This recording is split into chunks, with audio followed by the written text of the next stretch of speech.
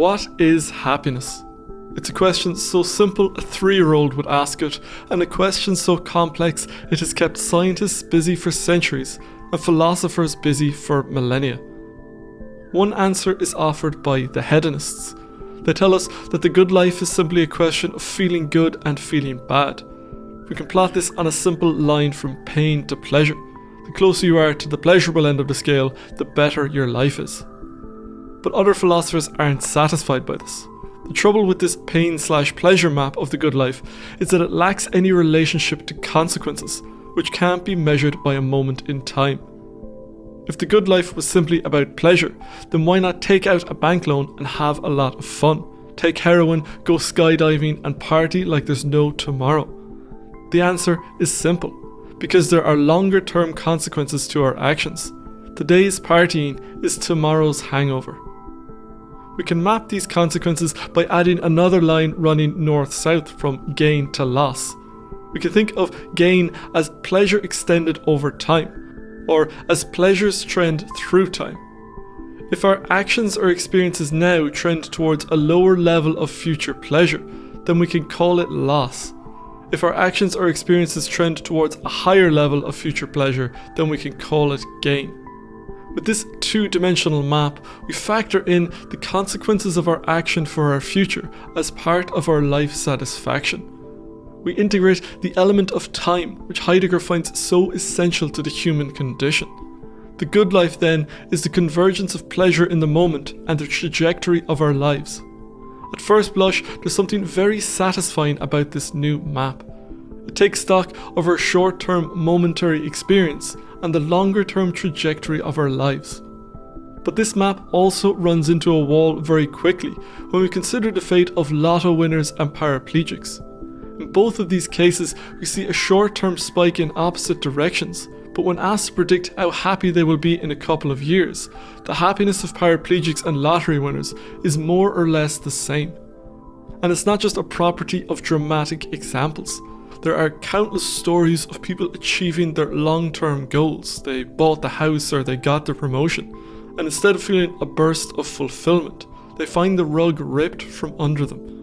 These events are associated with the trope of the midlife crisis, but they can happen at any point in life. The simple equation of gain pleasure equals good life simply doesn't fit reality. This 2-dimensional map is missing something, and so we need a third axis. This third line of the z-axis runs from depression on one end to what is called Eudaimonia on the other. The term Eudaimonia is an ancient Greek word used by ancient philosophers like Socrates, Aristotle, and the Stoics. It is sometimes translated as happiness, other times as flourishing, satisfaction, or fulfillment. But none of these quite captures the full meaning of the term. The best way to understand what eudaimonia is by looking at its much more common and familiar opposite, depression. In his book, Become Who You Are, from which this video's triple-axis theory of the good life is being drawn, the author Ryan Bush outlines the 4 core traits to the experience of depression: low mood, low vitality, low self-esteem, strong sense of self. By inverting these lows to highs, we can form a picture of what eudaimonia is. High mood, high vitality, high self-esteem, strong sense of self. Note that both depression and eudaimonia shared the strong sense of self. We'll return to this point a little later. The natural next question is, how do we reach eudaimonia? It's fairly obvious that we reach pleasure by increasing our positive emotions, and that we increase gain by improving our circumstances. But how exactly do we move towards eudaimonia and away from depression? With the pop culture portrayal of depression as sadness and lethargy, we might think that pleasure might be the solution. But while this may temporarily impact the first and second components of depression, i.e. low mood and low vitality, the effect will be short-lived. That is because low mood and low vitality are symptoms. The deeper cause is the third component, low self-esteem. We can shoot the arrows of pleasure high in the sky, but the gravity of depression's low self-esteem will drag our mood and vitality back to the level of our self-esteem. This z-axis of depression / eudaimonia is the hidden force of gravity that pulls lotto winners and paraplegics back into alignment with each other. And so, if we wish to become happier, then it is towards this deeper root that we must direct our attention. On this front, we have two options. We can try to change component 3, our low self-esteem, or we can go after component 4, depression's strong sense of self. In the latter case, we can reduce our experience of depression by weakening our sense of self. This is the path of spirituality. The ego, as the spiritual writers tell us, is the source of all human misery. Hence, by destroying, or to put it more spiritually, by transcending the ego, we can reach a state of deep content away from the nagging voice of the monkey mind ego. But there is a white lie in the spiritual account. In Become Who You Are, Bush presents a suitable analogy for this. Imagine you are at home one cold winter night and you have a HVAC unit which is capable of being both a radiator and an air conditioner. This one cold night the unit malfunctions, and instead of giving out lovely warm air, it starts blowing out freezing cold air. You don't know anything about how to repair one of these things, and meanwhile your room is growing increasingly unlivable by the minute. You can take a chance on trying to figure out how to repair the thing. If you're successful, you will have a very nice situation. Or you could take a golf club to the unit and in so doing destroy any chance of getting some warm air coming out, but by the same token, the room doesn't get any colder. Do you try and fix the machine? Or do you destroy it and accept reality as it is? The spiritual path in this admittedly rather loaded analogy is the way of the golf club. You destroy the unit and abandon your strong sense of self in order to form a relationship with reality as it is. So much for the attack on component 4. If we are not looking to go after our strong sense of self, then it seems the best path forward is via component 3, improving our self-esteem. Before we look at how to do this, let's first examine Bush's account of the neuroscience of self-esteem. The default mode network is a network of centers across the brain, including the medial prefrontal cortex, the posterior cingulate cortex, and the angular gyrus. The default mode network is best known for being active when we are not focused on the outside world. For example, when we are daydreaming or when our minds are wandering, hence the default in default mode network. When we are engaged in a task, the default mode network is usually down-regulated. But rather tellingly, if the task we are engaged in is a self-oriented task, like reflecting on something from our past or thinking about our future, then the network lights up.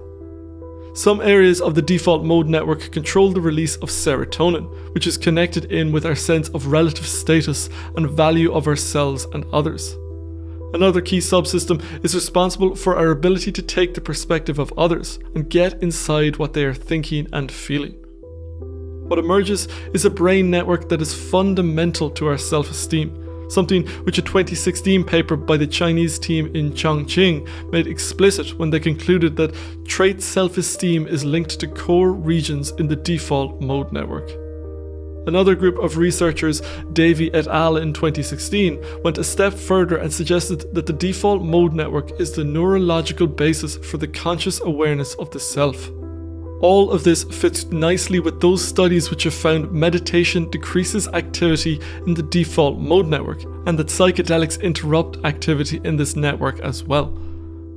We can see then that our destruction of the HVAC unit in the analogy earlier is neuroscientifically speaking the de-emphasis on the central importance of the default mode network. Meditation takes us out of this monkey mind and psychedelics can bring about an ego death through the disruption of this network. All of this fits well with the idea that the default mode network is the center of our self-esteem in the brain, and that the path of spirituality works by weakening the sense of self rather than improving it, i.e. taking a bat to the HVAC machine. So how do we fix the HVAC machine? How do we raise our self-esteem so that we are warmed by the tropical air of eudaimonia rather than frozen by the cold air of depression? The answer will sound strange to the 21st century ear, but would sound commonplace to an ancient Greek or Roman ear. The answer is virtue. The beating heart of Stoicism, one that is more or less absent from the 21st century neo-Stoic revival, is the Stoic axiom that virtue is sufficient for happiness/eudaimonia. When Socrates chose death over an escape into exile via bribery, he was choosing virtue. When Cato the Younger chose civil war in ancient Rome over compromise with Caesar's tyranny, he was choosing virtue. When Diogenes was hugging icy statues or whacking off in the marketplace, he was choosing a life of virtue. Virtue sounds prudish and self-righteous to the 21st century ear. It is more commonly heard in the phrase virtue signaling as a way of criticizing performative moralizing than it is in the context of the good life. But it was not this way for the Greeks and Romans. The word that Aristotle uses for virtue is arete, which can also be translated as excellence. In this sense, virtue is what is excellent about us, i.e., anything that is admirable about us. It's not simply about external success. This is where the lotto winner falls down. They aren't admired for their experience of luck. The lotto win can provide them with opportunities to be virtuous, for example, by setting up a business or donating to charity. But the win isn't inherently virtuous because luck isn't admirable, though it is undoubtedly desirable. The same goes for ill-gotten gains. We might have admired Elizabeth Holmes or Sam Bankman-Fried because they seem to be brilliant minds and business people. But when their enterprises were revealed to be rotten to the core, we realised that much of this virtue simply wasn't there. No doubt there was hard work and many other admirable qualities involved, but not the technical genius or business acumen for which they were held so high. These latter virtues vanished in a puff of illusion. Virtue then is admirability. When we feel admirable, our self-esteem rises. Because of the default mode network, we don't need to be recognized for this in order to be happy. We don't need to rely on the external scorecard of social status when we've got an internal meter that's keeping score for us in-house. When we are living an admirable life, our self-esteem, by definition, rises. When it comes to Holmes or Bankman-Fried, we can see that what is admirable is not wealth. It's not outward success. Outward success is at best a mere reflection of admirability, since society is an outgrowth of humanity, and thus what is esteemed by humans correlates with status in society. But we also admire those who are not necessarily successful or high status, but those who are good parents, who display integrity, who are honest or hardworking or courageous or creative.